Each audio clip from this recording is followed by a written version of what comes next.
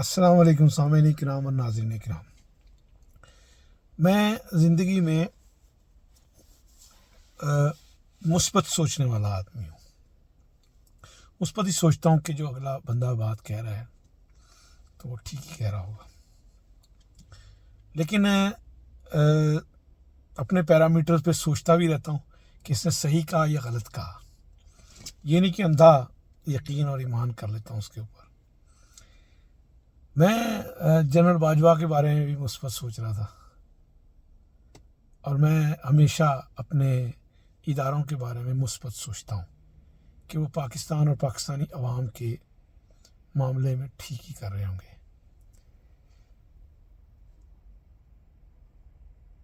अब जो ये ट्रंप की जो पीस जो भी है नाम उसका, उसमें गए और दाएं जानिब बैठ के ये सारा कुछ कर रहे हैं, तो मैं इसको भी मुस्बत ही देख रहा हूँ। अल्लाह इसमें से खैर निकाल देगा, लेकिन साबका तजर्बात में और इवन के कनाडा के प्राइम मिनिस्टर जो दिन भर रात उसके साथ होता था और 50 साल से ये दुनिया के मजलूम लोगों को मारने के लिए जो है ना वो सपोर्ट करते रहे, लॉजिस्टिक स्पोर्ट्स के नाम पे और हेल्थ के नाम पे बदअमनी फैलती रही, और इसराइल के तकाज़े के ऊपर उन्होंने लीबिया को, शाम को, इराक़ को और ताकतवर मुल्कों को मुस्लिम ख़त्म कर दिया। और अब उसके बाद ईरान के लिए हैं, और इसके बाद पाकिस्तान की बारी है, पाकिस्तान के न्यूक्लियर एसेट्स के बारे में है। तो जंग के उसूल में अगर कोई कदम पीछे बढ़ता है तो उसको बुज़दिली नहीं कहते, लेकिन आगे बढ़ने के लिए।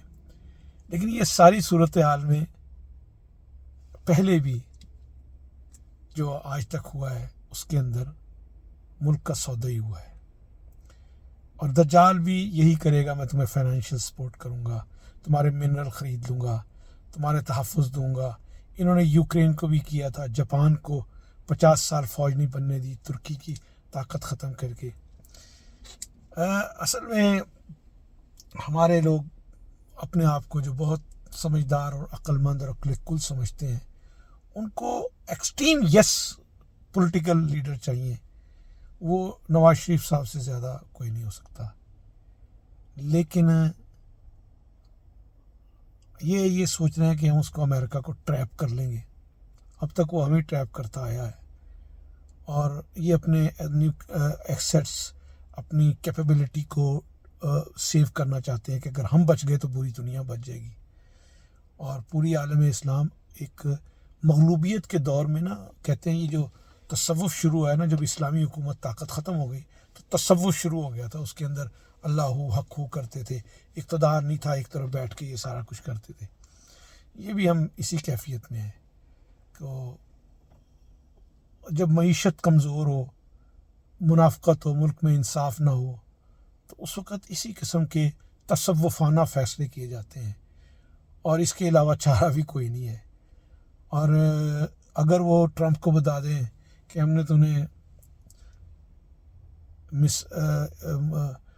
अफ़गानिस्तान में मरवाया भी है और तुम्हारे से पैसे भी दिए हैं, अफ़गान की जंग में भी पैसे लिए हैं, सारा कुछ लिया और अपने एसेट्स बनाए हैं, नतीजा ये होता है कि इसके बाद सिर्फ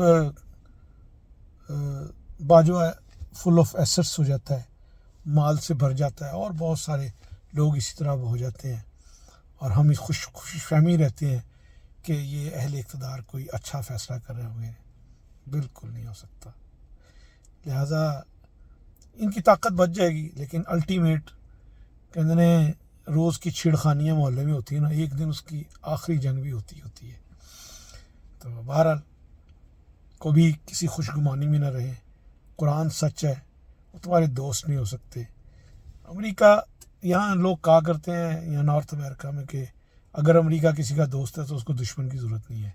बिल आखिर एक साउथ बॉर्डर के नॉर्थ बॉर्डर पे होने के बावजूद कनाडा चीख पड़ा, यूरोप चीख पड़ा, अब ग्रीनलैंड की बारी है। और ये बूझ बुझक्कड़ सारे जो बैठे हुए हैं, अब इनको पता नहीं कुछ इसमें से खैर कैसी नज़र आती है।